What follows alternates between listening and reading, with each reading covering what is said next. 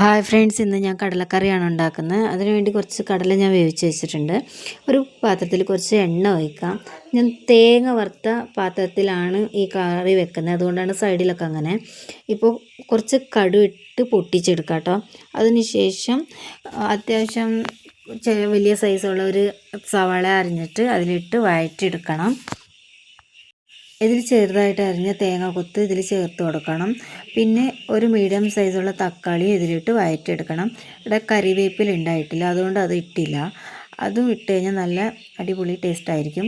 പിന്നെ ആവശ്യത്തിനുള്ള ഉപ്പും ഒരു ചെറിയ സ്പൂണ് മഞ്ഞൾപ്പൊടിയും ഇട്ട് ഇതിന് നല്ല പാങ്ങിന് മിക്സ് ചെയ്തെടുക്കണം. പിന്നെ നമ്മൾ പൊടിച്ച് വെച്ച തേങ്ങ ഇതിലിട്ട് കൊടുക്കണം.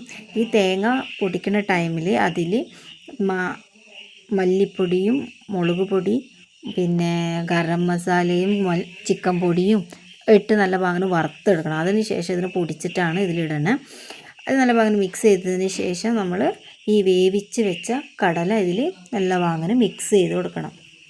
ആ തേങ്ങ വറുത്ത് പൊടിച്ച വീഡിയോ എൻ്റെ കയ്യിൽ നിന്ന് മിസ്സായി, അതുകൊണ്ടാട്ടോ ഞാനിങ്ങനെ പറഞ്ഞത്. ഇത് നമ്മൾ വെള്ളം ചേർക്കാതെ നല്ല പാങ്ങിന് പൊടിച്ചെടുക്കണം. അതിന് ശേഷം ഇതേപോലെ ഇട്ട് മിക്സ് ചെയ്തിട്ടാണ് നമ്മളിതിൽ വെള്ളം ഒഴിച്ച് വേവിക്കുന്നത് കേട്ടോ. ഈ തേങ്ങ വറുക്കണ ടൈമിലെടുത്ത വീഡിയോ മിസ്സായി, അതുകൊണ്ട് തന്നെയാണ് ആ വീഡിയോയിൽ ഞാൻ അങ്ങനെ പറഞ്ഞത്. ഇപ്പോൾ നമ്മൾ തേങ്ങ വറുത്ത് പൊടിക്കണ ടൈമിൽ അതിലൊരു തുള്ളി വെള്ളം പോലും കൂട്ടരുത്. എന്നാൽ നല്ല പൊടി പൊടി പോലെ ഉണ്ടാവണം. അപ്പോഴാണ് അത് നല്ലൊരു ഈ കളറൊക്കെ കിട്ടും. അല്ലെങ്കിൽ അതിൻ്റെ ടേസ്റ്റേ മാറിപ്പോവും. നമുക്ക് അത്യാവശ്യത്തിന് മാത്രം വെള്ളം ഒഴിക്കണം, കൂടുതൽ വെള്ളം ഒഴിക്കരുത്. ഒരു തിക്കായ കറിയാണ്. ഇതൊന്ന് ട്രൈ ചെയ്ത് നോക്കട്ടോ. Thank U.